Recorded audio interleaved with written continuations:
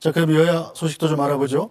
자, 국민의힘 비대위원장 구인난을 겪었었죠. 오늘 새 비대위원장으로 황우여 전 새누리당 대표를 지명했습니다.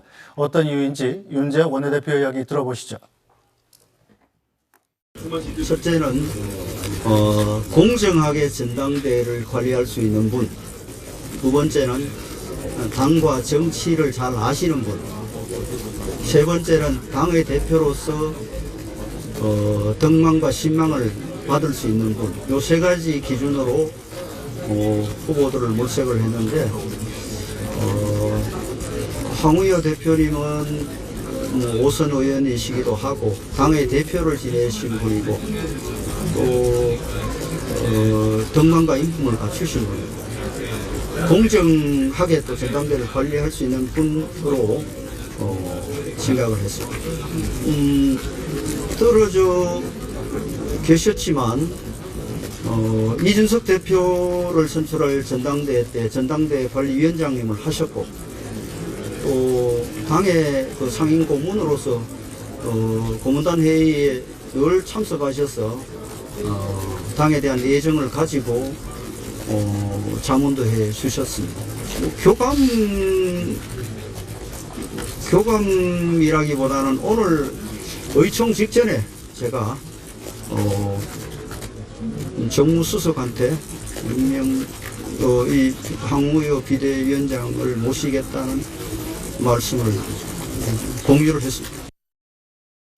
네, 자, 이종근 평론가님, 이 새 비대위원장으로 황우여 전 대표.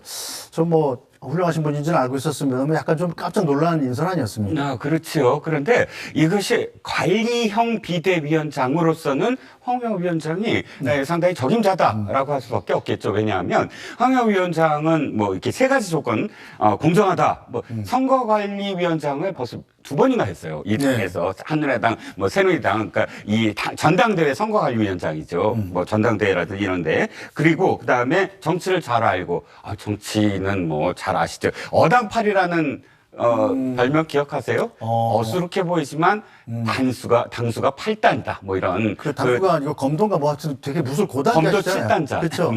검도 7단인데 왜냐하면 자신이 이렇게 모두하게 이렇게 그 정치 행위를 하지 않으시는데도 불구하고 선진화법을 통과시켰어요. 새누리당 대표로서. 그렇죠. 그때 새누리당이 굉장히 반대를 했는데도 불구하고 그런 뚝심 있게 밀어붙이는 그런 상황이 있고 덕망신망은 이명박 대통령 시절에 원내대표였고 박근혜 대통령 시절에 또 당 대표를 했고 또 당 대표를 2년간 원래 2년간 하는 게 너무 당연한데 임기를 마친 그런 기록으로도 또 유명합니다. 현실적으로 마치기 쉽지 않죠. 그렇죠. 쉽지 않죠. 흔들리죠. 맨날 흔들리죠. 그래서 어찌됐든 빠른 시간 내로 조기 전대를 할 수 있는 그런 신망 있는 정치인임에는 맞으나 그럼에도 불구하고 5월 달 내내 저희가 지금까지 했던 얘기가 뭡니까? 5월 국회 열리고 또 민주당이 지금 벼르고 있는 수많은 일들이 있는데 당 대표가 나는 관리만 하겠습니다 하고 있으면 집권 여당으로서 사실 그것이 옳은 일인가 하는 거는 사실 좀 의문점이 있습니다. 자, 김상희 평론가께서는 황우여 비대위원장 카드 어떻게 평가하시겠습니까? 이게 이제 구인난의 결과 아니겠습니까? 그러면 이제 그 구인난의 원인이 무엇인가 저는 그것이 더 궁금합니다. 그러니까 제가 볼 때는 제 생각입니다만은 이 구인난의 원인은 대통령실의 눈치를 보는 것이라고 저는 보는 거예요. 계속해서. 왜냐면 좀 전에 우리 이종근 평론가님께서 황우여 전 대표께서 관리를 굉장히 잘하시고 뚝심 있게 하신다 그러는데 지금 여당이 관리해야 될 상황인가요? 뭘 관리할 게 있다는 거죠? 예? 지금 관리만 하고 가면은 계속 이 패배의 상황을 계속 관리하는 거잖아요. 그러니까 지금은 변화를 할 때고 변화를 준비하는 비대위원장을 모셔야 맞는데 그조차도 지금 맞추지 못하는 겁니다. 시대가 인물을 만든다고 하잖아요. 그러면 인물은 시대에 맞는 사람이어야 하는 거예요. 근데 지금 여당의 시대는 변화의 시대인데 변화라는 거에 맞는 인물이냐라는 것으로 볼 때 저는 굉장히 답답하고요. 결국에는 조경태 우리 의원이 본인이 하겠다고 하는데도 못 맡기잖아요. 역시 변화는 두려운 것이고 끼리끼리만 하겠다는 것으로 국민에게는 느껴진다. 참 이런 부분이 좀 안타깝습니다. 네, 자 당내에서는 그럼 황우여 고문을 비대위원장으로 선임한 걸 두고 어떤 이야기가 나오는지 들어보겠습니다. 오늘 황우여 대표가 거의 만장일치를 했어요. 정치경은 안 하시고 하시니까 잘 이끌어주시지 않을까 이렇게 생각합니다. 아까 윤재호 원내대표가 몇 가지 요건을 말씀하셨는데 그 요건에 포함된다. 중립적이고 정치 경험이 있으시고.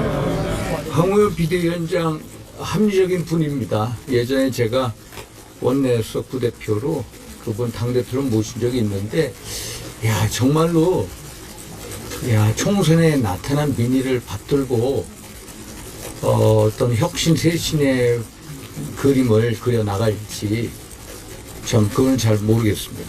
실제로. 그래서 이 관리형 비대위라는 것 자체가 결국 무난하게 가는 거 아니냐 이런 의구심을 떨칠 수가 없습니다.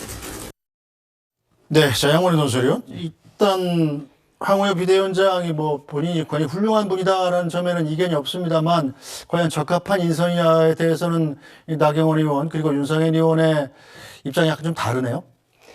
나경원 전 의원 같은 경우는 이제 당선이죠. 당선이죠. 네. 무난하다. 네. 가장 포괄적인 평가는 무난하다는 겁니다. 그러니까 관리형 비대위를 이끌어갈 인사로서는 괜찮은데 윤상현 의원처럼 혁신형 비대위를 주창위원분들 입장에서는 좀 많이 아쉬운 그런 이제 인사가 될 텐데요. 비대위 구성은 이제 2일에 전국위원회가 열려서 거기서 이제 인준이 되면 비대위가 출범하게 됩니다. 여기서 중요하게 봐야 될 것이 비대위원장은 저런 이제 비대위원들을 꾸리게 되잖아요. 네. 그러면 어떤 사람들을 채울 것이냐. 그러니까 김재섭 당선인처럼 서울 수도권의 서울 광북의 어려운 지역에서 힘들게 된 당선인들과 낙선인들, 그러니까 현재의 당 상황에 대해서 비판적인 의견을 가지고 있는 인사들로 비대위를 구성할 것이냐, 얼마나 들어올 것이냐. 또 하나는 당대표를 지금 당원 100%로 뽑게 돼 있는 이 룰을 어떻게 고칠 것이냐. 일반 국민들의 비중을 늘려야 된다는 요구를 많이 하지 않습니까? 50, 70 이런 얘기들을 하고 있는데 이게 사실은 가장 중요한 문제이기 때문에 그래서 조경태 의원 하겠다고 한 사람인데도 안 받은 거거든요. 네. 그러면 친윤 비윤으로 이렇게 의견이 나뉘어져 있는 부분을 새 비대위원장이 어떻게 조율해 가면서 룰을 만들어낼 것이냐 이런 부분들이 상당히 좀 인화력이 있는 그런 지점들이죠. 그러니까 그런 부분들을 어떻게 풀어나가느냐 하는 것이 앞으로 좀 주목해 봐야 할 대목 같습니다. 네, 자 이종구 평론가님, 일단 황우여 비대위의 최우선 과제, 국민의힘이 설정한 거니까 사실대로 보면 차기 전당대회를 준비하는 거 아니겠습니까? 예. 자, 차기 전당대회라면 가장 중요한 일이 당대표를 뽑는 일인데 네. 지금 현재 전당대회 룰이 당원 100% 투표로 뽑게 돼 있잖아요. 그렇습니다. 그 전에 이제 여론조사를 30%, 50% 이렇게 반영하게 돼 있었습니다만 그렇죠. 이걸 고쳐야 된다라는 의견이 이제 당내에서 많이 나오고 있지 않습니까? 그렇습니다. 황우여 비대위원장 어떤 선택을 할 걸로 예상되나요?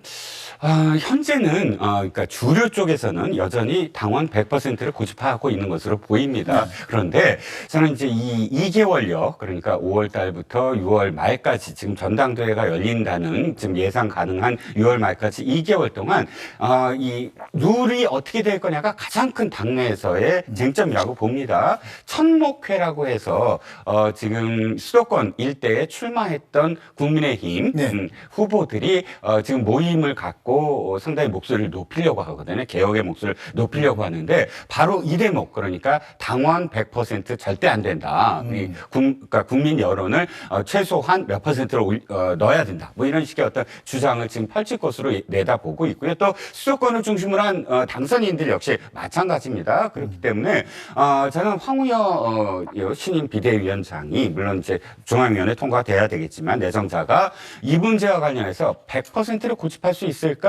저는 그건 의문입니다. 왜냐하면 아무리 관리형 비대위원장으로 지금 이렇게 내리꽂듯이 이렇게 모셔온 상황일지라도 지금의 분위기 그러니까 당 지지율과 관련해서도 계속 상황을 체크를 해야 되고요. 또 2개월간의 어떤 전당대회 속에서 상당히 많은 어떤 이슈를 이끌어내야 되거든요. 그렇다면 최소한 지금 민주당보다 국민의힘이 앞섰던 게 바로 여론조사를 비율을 확 올렸었을 때 상당히 그때 호응이 좋았어요. 그래서 이준석 대표가 당선되는 어떤 굉장히 이변도 나왔고요. 그런 부분들을 최소한으로 어쨌든 끌어들이려고 저는 황운하 비대위원장이 노력을 할 것으로 보입니다. 네.